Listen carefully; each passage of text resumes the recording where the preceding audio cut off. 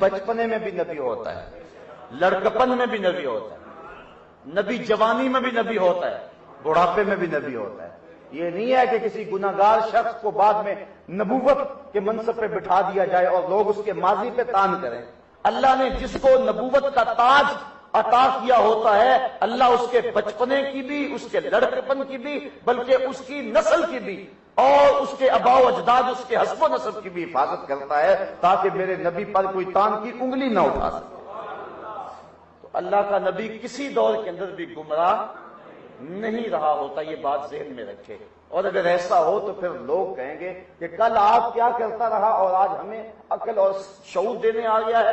تو ما دل صاحبکم، تمہارا آقا جو ہے یہ کبھی بھی گمراہ، تو پھر یہ اللہ کا لفظ جو ہے تو پھر اس کا مفہوم کیا ہوگا؟ وَوَجَدَكَ ضَالًّا، تو اس کا وہی مفہوم ہوگا جو حضرت یوسف علیہ السلام کی گمشدگی پر حضرت یعقوب علیہ السلام بار بار روتے تھے اور بار بار یوسف یوسف پکارتے تھے۔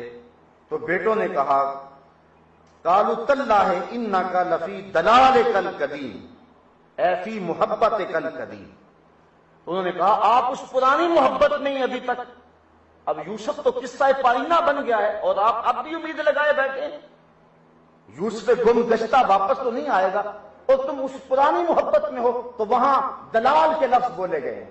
تو یہاں بھی اعلی حضرت نے قرآن مجید کا ترجمہ کرتے ہوئے پہلے قرآن سے دیکھیے کہ قرآن نے اس کا معنی اس لفظ کا کیا کیا۔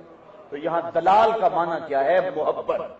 اور اعلی حضرت نے اس کا یہی ترجمہ کیا، محبوب ہم نے آپ کو اپنی محبت میں از خود رفتہ پایا، اس قدر محبت میں تم آگے بڑھے ہوئے تھے، پھر ہم نے تمہیں راستہ عطا فرما دیا اور اپنے قرب کی دولت عطا کر دی۔ یہ ہے مفہوم وَوَجَدَكَ ضَالًّا فَہَدَىٰ۔ ویسے امام صدی سے روایت ہے، وہ فرماتے ہیں وَوَجَدَكَ ضَالًّا اے فی قوم ضلال فَہَدَاهُمُ اللَّهُ بِكَ، یعنی ہم نے آپ کو گمراہ قوم میں پایا اور آپ کے صدقے سے ان کو ہدایت عطا فرمائی۔ اگر دلال کا لفظی معنی کرنا ہے آپ نے تو پھر یہ کر سکتے ہیں آپ۔ اللہ اکبر۔ وَوَجَدَكَ طَالِبًا لِلْقِبْلَةِ فَهَدَاكَ إِلَيْهَا، ہم نے آپ کو قبلے کا طالب پایا تو ہم نے آپ کو قبلہ عطا کر دیا۔ بڑے معنی اس کے یہاں بیان فرمائے گئے ہیں، طلب کے معنی میں بھی ہے، تحیر کے معنی میں بھی ہے۔ اور عرب میں اکیلا درخت جو جنگلوں میں کھڑا ہوتا اور لوگ جب راستہ بھول جاتے تو اس درخت کے پاس آ کے پھر سمت متعین کرتے، اس کو بھی عربی میں دال کہتے۔ تو اللہ کہتا محبوب ہم نے آپ کو وہ دال درخت کی صورت میں پایا، یعنی جو بھی گمراہ آپ کی چوکھٹ پہ آ گیا پھر وہ گمراہ نہ رہا، اس کو راستہ مل گیا اور وہ منزل مقصود پر چلا گیا۔ اللہ اکبر۔ وَوَجَدَكَ ضَالًّا فَهَدَىٰ وَوَجَدَكَ عَائِلًا فَأَغْنَىٰ، اور ہم نے آپ کو کنگال پایا اور غنی کر دیا۔ اس کا ظاہری مفہوم تو یہ ہے کہ حضرت خدیجہ الکبریٰ کی مال سے، اور دوسرا کہ ہم نے آپ کو حجج اور براہین عطا کر کے آپ کو غنی کر دیا اور آپ دین کے اندر غنا کے مرتبے پہ فائز المرام ہوئے۔ دوسری بات کہ اللہ نے اپنے محبوب کے لیے اپنی کرم نوازیوں اور رحمتوں کے سارے خزانے کھول دیے اور سارے خزانوں کی چابیاں حضور کے ہاتھ میں دے۔ حضور فرماتے اوتی تو مفاتیح الارض، مجھے زمین کے خزانوں کی چابیاں عطا کر دی۔ اور ایک حدیث کے لفظ ہے انما انا قاسم واللہ یعطی، میں بانٹنے والا ہوں، میرا اللہ مجھے عطا کرنے والا ہے۔ تو اللہ کے خزانوں میں کمی نہیں ہے اور محبوب بھی دل کھول کے بانٹ رہے ہیں۔ اس لیے فرمایا ہم نے تمہیں غنی کر دیا۔ فَأَمَّا الْيَتِيمَ فَلَا تَقْهَرْ، یتیم کو آپ نے دباؤ نہیں ڈالنا۔ وَأَمَّا السَّائِلَ فَلَا تَنْهَرْ، اور محبوب سائل آئے تو اس کو جھڑکنا نہیں، جھڑکے تو وہ کہ جس کے خزانوں میں کمی کا ڈر ہو۔ محبوب ہم نے تو تمہیں غنی کر دیا ہے، تم بانٹتے جاؤ، اللہ عطا کرتا جائے گا۔ اللہ اکبر۔ اتنا دیا اتنا دیا کہ محبوب خود کہہ رہے ہیں سال یا ربیہ، ربیہ ضرورت ہو تو مانگ لو۔ عرض کرتے ہیں انی اسالک مرافقتک فی الجنہ، مجھے جنت میں اپنا قرب دے دو۔ فرمایا یہ تو دے دیا، کچھ اور بھی مانگ لو۔ ہیں آج وہ مائل بعطا، اور بھی کچھ مانگ، ہیں آج وہ مائل بعطا، اور بھی کچھ مانگ۔ کی چوکھٹ سے وہ کسی نے کہا تھا کہ حاتم طائی ایک 12 دری میں بیٹھا تھا اور ایک سائل آیا، اس نے مانگا، اس نے جھولی بھری، وہ پھر بہروپ بدل کے دوسرے دروازے سے آ گیا۔ حاتم طائی نے پہچان لیا کہ یہ بھی لے کر گیا خیرات، لیکن اتنا دریا دل تھا اس نے پھر اس کو جتلایا نہیں، پھر جھولی میں خیرات ڈالی۔ وہ تیسرے دروازے سے ایک اور روپ دھار کے آیا، اس نے پھر دیا۔ 12 دروازوں سے وہ 12 روپ دھار کے آیا، لیکن اتنا سخی دل تھا حاتم طائی، اس نے ہر بار دیا۔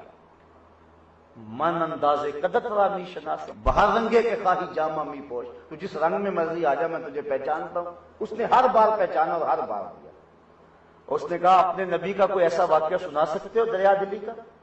مسلمان نے کہا یار تو عجیب بات کرتا ہے، حاتم طائی کے محل کے 12 دروازے تھے اور ہر دروازے سے آیا، اس نے ہر بار دیا، لیکن میرے نبی کے دروازے پر جو ایک بار آ گیا پھر دوسری بار آنے کی ضرورت ہی نہیں رہی، وہ تو دروازے ختم ہو گئے نا۔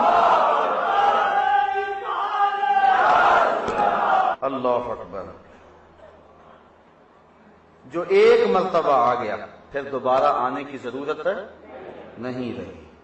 یہ آقا کا در ہے، در شاہاں تو نہیں ہے، بلکہ یہاں تو مانگنے کا تکلف ہی کرنا ہے، وہ تو بند لبوں کی بولیاں بھی سنتے ہیں۔ کوئی آئے تو صحیح، پھر جس طرح کا مرضی سوال لے کر کے آئے، کوئی حاضر تو ہو، اس چوکھٹ پہ آئے تو صحیح۔ اللہ اکبر۔ ووجدک ضالا فہدی ووجدک عائلا فاغنی فاما الیتیم فلا تقہر واما السائل فلا تنہر۔ سائل کو نہیں جھڑکنا اور یتیم پہ دباؤ نہیں ڈالنا، چونکہ یہ لوگ یتیم کو دھکے دیتے تھے۔ اللہ نے محبوب کی وساطت سے یہ بات کہی، اس سے رفق اور نرمی سے پیش آنا۔ بلکہ حضور علیہ السلام نے ارشاد فرمایا کہ جو شخص چاہتا ہے کہ میرا دل نرم ہو جائے تو وہ 2 کام کرے، ایک مسکینوں کو کھانا کھلائے اور دوسرا یتیم کے سر پہ ہاتھ پھیرے، اللہ اس کے دل کو نرم کر دے گا۔ جس کا دل سخت ہے یہ 2 کام کیا کرے، اللہ دل نرم کر دے گا۔ اور ایک روایت کے لفظ ہیں جس کو حضرت ابن عمر نے روایت کیا ہے کہ جب کوئی یتیم روتا ہے اللہ تعالیٰ فرشتوں کو کہتا ہے کہ اس یتیم کو کس نے رلایا، جبکہ اس کا باپ مٹی میں ہے، تو پھر ساتھ ہی اللہ تعالیٰ ارشاد فرماتا ہے کہ میرے فرشتوں تم گواہ ہو جاؤ، جو شخص اس یتیم کو چپ کروائے گا اور اس کو راضی کرے گا قیامت کے دن اسے میں راضی کروں گا۔ اللہ اکبر۔ میں اسے قیامت کے دن راضی کروں گا۔ اللہ اکبر۔ یہ حضور کا دیا ہوا دین ہے۔ انا وقافل الیتیم لہو او لغیرہ کہاتین، میں اور یتیم کی کفالت کرنے والا اس طرح ہوں گے جس طرح یہ میری 2 انگلیاں ہیں۔